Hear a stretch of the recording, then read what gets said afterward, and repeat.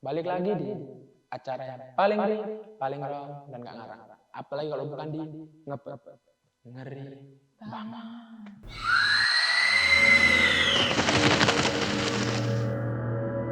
Oke. Dan di kesempatan kali ini saya bersama Nopal sedang kedatangan tamu istimewa guys. Untuk menceritakan kisah pengalaman yang bisa dibilang cukup menakutkan bagi seorang perempuan ya. Dan ini menurutku sih keren banget. Boleh diperkenalkan dulu kakaknya siapa? Dari mana? Akunya siapa gitu. Aku Yemima dari Surabaya. Terus apa lagi? Ya, dia memang dari Surabaya. Terus apa lagi? Di sini tuh sebagai apa gitu? Saya sebagai brand ambassadornya IDJ. Saya tahu guys. Jadi Kak Yemima adalah brand ambassador IDJ yang bisa dibilang punya sebuah cerita. Oh, keren yang cantik. Ya, cantik juga. Oke. Punya sebuah cerita yang bisa dibilang cukup menakutkan bagi beberapa orang yang tidak mengalami kisah tersebut, gitu bilang gitu ya, Ima ya. Oke. Oke. Ini kita nggak usah bertele-tele langsung aja tanya. Ini cukup penasaran kan saya.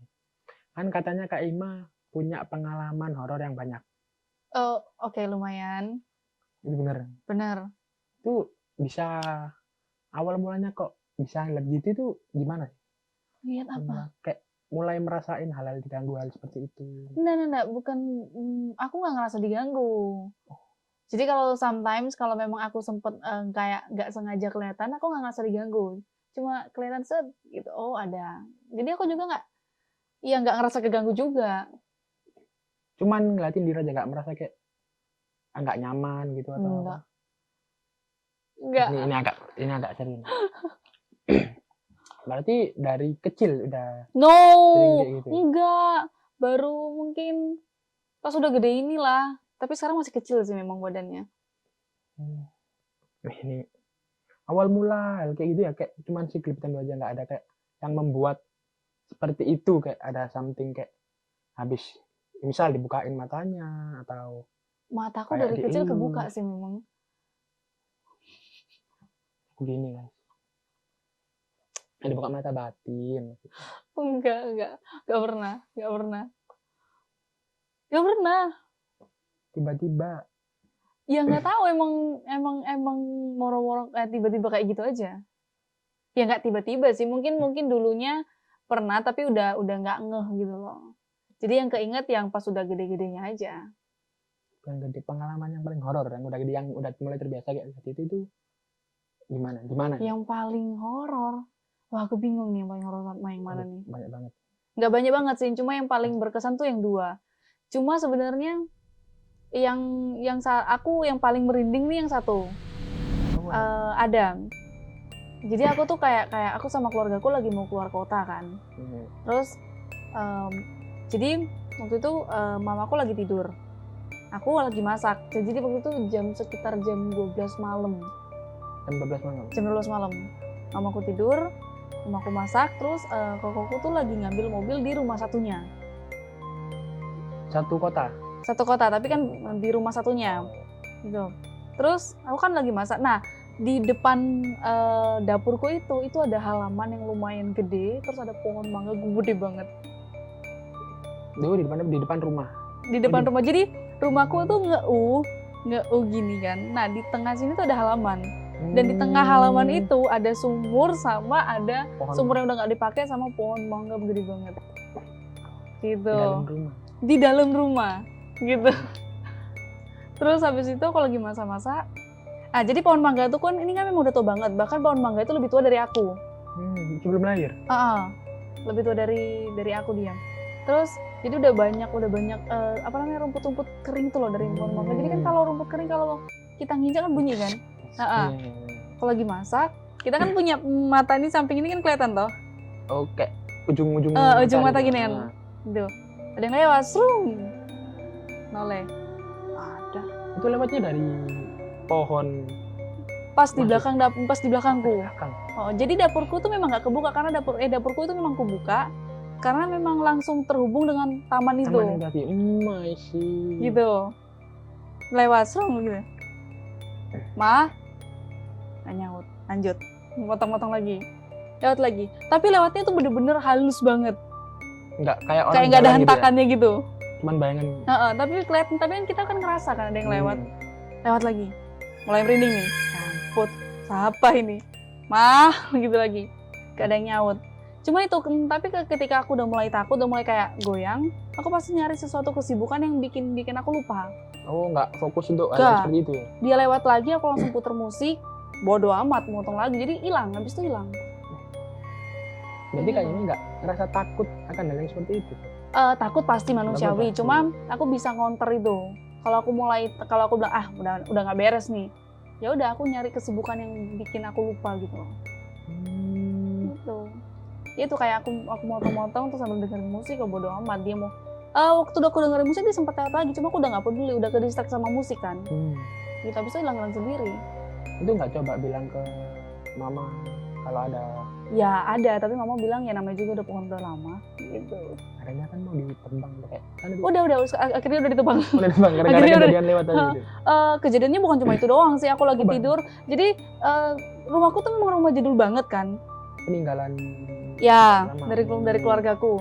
Terus emang rumah itu memang banyak lorong, terus ada ngeu gitu. Nah, di pas depan sini kan dapur. Kan ngeu gini kan temboknya kan. Pohon mangga di depan dapur tadi. Ini kan dapur, Oh. sebelah sini dapur. Sini kamar. Kamar dan jendelanya gede banget memang. Aku kalau tidur di situ, di kamar itu, malam-malam ada hentakan jalan kaki di daerah yang banyak daun-daun itu. Itu bukan orang kan, maksudnya kayak koko. Enggak ada, kan tidur semua. Aku noleh kok ada ya? Rumah tua gitu. Itu di Surabaya. Di Jember. Oh, di Jember. Ada.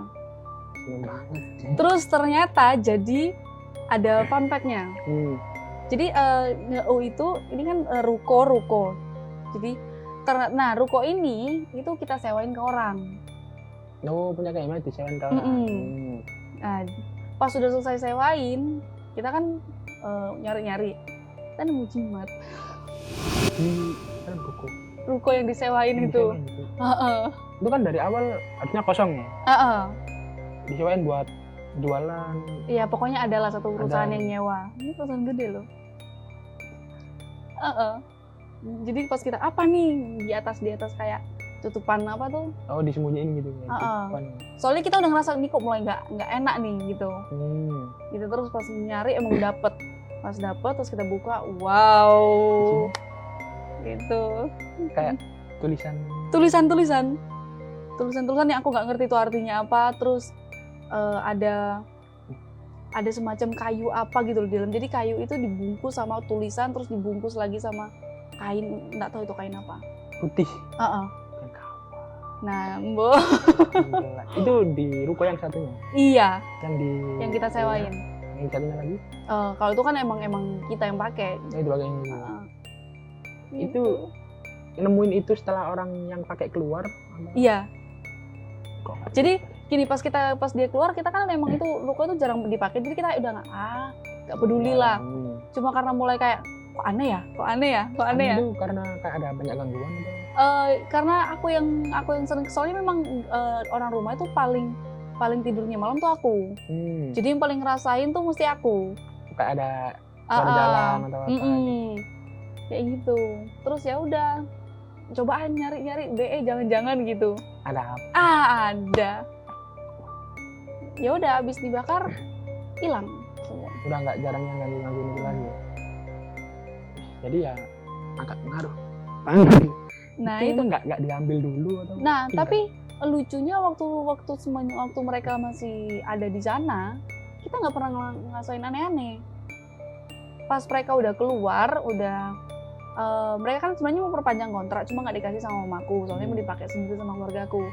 Nah pas mereka udah keluar, ruko itu udah kosong hampir 6 bulan, hampir setahun. Nah itu baru Lama. kita mulai ngerasa itu. Itu agak lama loh. Mungkin Gitu-gitu. dari luar bisa masuk atau kayak Nah, gimana? Kita kayak nggak tahu. Ya kita nggak tahu, pokoknya itu lumayan lama kok kosongnya ruko itu. Kalau ruko kosong itu diambil udah nggak ada gangguan lagi. Udah nggak ada. Udah kayak rumahnya Kayak nggak tahu sih, cuma kayaknya udah nggak ada deh. udah mulai tenang. Aman, tenang. Pohon juga udah nggak ada. Pohon udah nggak ada juga. Cuma even kayak itu pohonnya masih ada, tapi udah nggak, gangguannya tuh udah nggak segeganggu itu. Dari rukonya itu tadi ya, rukun Kayaknya dari itu, soalnya kan memang satu rumah kan, satu lahan. Penasaran perusahaan itu. Jangan.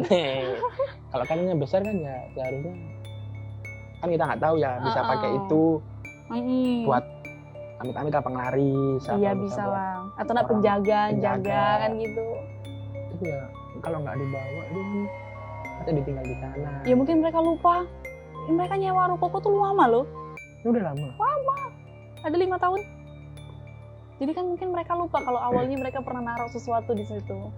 Terus nggak dilanjut, Ketinggalan, woi bawa nih. Jangan ditinggal. Jadi mulai itu kayak udah mulai nggak ada gangguan lagi. Nggak ada. Nggak ngerasa kayak ada yang kurang gitu nggak? Kayak kok nggak digangguin lagi. Enggak sih, soalnya aku juga orangnya bodo amatan sebenarnya sih. Sama yang kayak gitu. Jadi kalau diganggu ya udah diganggu, besoknya udah lupa. Karena ada beberapa orang itu yang kalau sekali ngeliat udah kayak diceritain hektik banget. Enggak sih, aku kalau kayak cuma kayak seleweran gitu doang kayak nggak akan cerita, kecuali yang kayak bener-bener ngerasa keganggu kayak yang itu aku pernah juga. Itu waktu kita belum tahu nih kalau ada si jimat itu. Jadi jam 6 sore. Jadi orang rumahku ini lagi keluar semua lah intinya. Lagi keluar di rumah sendirian. Aku sendirian. Nah, pas aku lagi tidur siang, tidur sore lah ngomongnya, pas aku bangun, ya itu rumahku kan aku udah bilang tadi kan banyak lorong-lorong. Nah, di pucuk, pokoknya ada salah satu pucuk lorong, di situ ada wastafel sama kaca buat aku cuci muka sama. Nah, di sebelahnya wastafel itu ada, bukan sebelah, belakangnya wastafel itu ada ruangannya nonton TV-nya mamaku. Dan ada kursi rotan. Ada kursi rotan yang dari dulu sampai sekarang nggak pernah diubah tempatnya. Kursi rotan, kursi kayu yang bisa gerak-gerak? Enggak, tapi dia bisa diselonjorin, bisa buat tiduran gitu. Nah, kan itu kan itu pun karena kursi rotannya udah lama banget, jadi kan kalau gerak dikit aja udah ngek kayak gitu udah tua lah gitulah. Terus aku lagi cuci muka, tiba-tiba keluar. Itu kan otomatis kan aku langsung gini kan, langsung lihat posisinya tempat kursinya mamaku selalu begini. Tiba-tiba di sini. Dan pisahnya jauh banget karena ini ruangan nonton TV-nya mamaku mungkin seruangannya kita ini. Dari situ sini ke sini. Jadi pindahnya dari sini moro-moro ke sana. Nggak ada orang. Nggak ada orang. Itu pertama pas aku lihat kursi rotannya masih agak goyang-goyang, masih kayak abis dijatuh terus agak goyang-goyang dikit. Nah, terus aku kan langsung buka kamar. Nah, sebelahnya tempat nonton TV-nya mamaku itu persis kamarnya mamaku. Jadi aku langsung buka tanpa pamitan sama mamaku kok. Ma, nggak ada.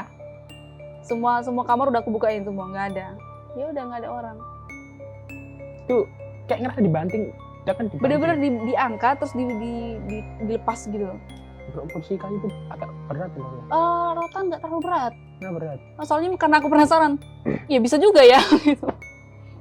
Tapi kalau ringan nggak mungkin kayak kegeser angin. Nggak mungkin, soalnya itu memang bener-bener kegesernya itu di sini terus ke sana. Siapa yang geser? Dan itu masih gerak. Dan itu masih ada bekas geraknya. Itu nggak tanya ke mama atau? Ya mamaku kan orangnya sama kayak aku, bodo amatan. Jadi kayak ya udahlah gitu. Udah diganti. Ya aku juga cerita ke mama kayak bukan yang cerita kayak, "Ma, aku takut." Enggak. Aku kayak ini. Oh, kurang ajar. Itu soalnya waktu pas kursi rotan jatuh itu aku sebenarnya langsung buka kamarnya mamaku, habis aku lihat nggak ada, aku balik lagi ke rotan itu. Ada paling 3-5 menit aku diem. Tapi dalam hati kok aku ngomong, "Kon keluar, awas kon." Gitu. Nantang. Nungguin. Keluar kon, wani yo kon. Terus nggak ada. Ya nggak ada, ya udah kayak lama-lama kayak ya udah. Ya udah. Jadi cerita ke mama tuh bukan karena wah ngadul takut, enggak, cuma kayak ngeluarin emosi aja gitu. Gitu. Sampai baru bangun. Orang baru bangun mau ngumpulin nyawa malah diganggu kan ajar gitu. Bisa aku lihat berarti Kak ini sosok gimana ya? Nggak takut gitu loh. Enggak. Saya kayak aneh aja ngeliat. Biasanya kan cewek itu lebih ke kalau ada yang nggak seperti itu dibicarain atau takut atau biasanya ya buat tweet-tweet di Twitter gitu ya kan. Enggak sih, aku bukan tipe orang kayak gitu. Mungkin kalau yang dia lempar rotan itu kenapa nggak sempet takut? Karena kan aku kaget kan. Kaget jadi langsung anaknya emosian nih. Jadi Tipis ya. tipis. Jadi langsung nih, kan. Jadi udah nggak sempet takut. Langsung ke emosi. Langsung marah dulu. Langsung ke emosi. Kecuali yang kayak seliburan belakangku itu baru aku kayak aduh, apa nih?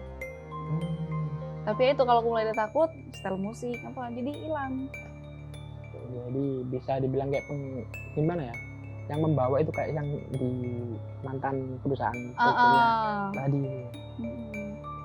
Jadi agak ngeri ya kalau ada tiba-tiba orang. Mungkin bukan perusahaannya lah. Mungkin kan itu kan mungkin perusahaan utamanya nggak tahu juga. Kan we never know gitu.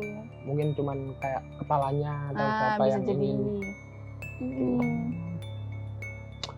Jadi, waduh guys, ini sebenarnya ingin ngulik lebih dalam lagi dari cerita si Kak Imima ini. Cuman kita part 1 dulu karena yang menurut saya part 1 ini penasaran banget sama yang perusahaan tadi. Aduh. Ini kan tahu kalau banyak sih memang kayak perusahaan-perusahaan itu yang bisa dibilang tempat makan lah, pakai pesugihan.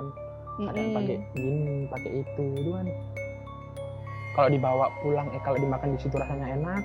Pulang nggak? Dibawa pulang. Oh ini bukan perusahaan makanan. Ya kan buat cuman kayak contohnya. Contoh ya, ini bukan. Oke.